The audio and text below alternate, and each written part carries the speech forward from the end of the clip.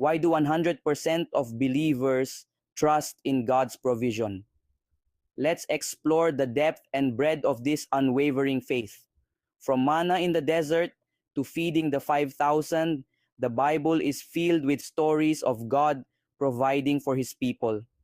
These miraculous events are not just ancient tales, but powerful testimonies of divine care and sustenance. Philippians 4:19 says, "And my God will supply every need of yours according to his riches in glory in Christ Jesus." This verse reassures us that God's provision is abundant and tailored to our needs.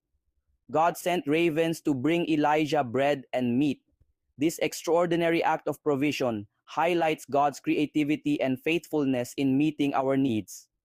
And who can forget the widow's oil that never ran dry?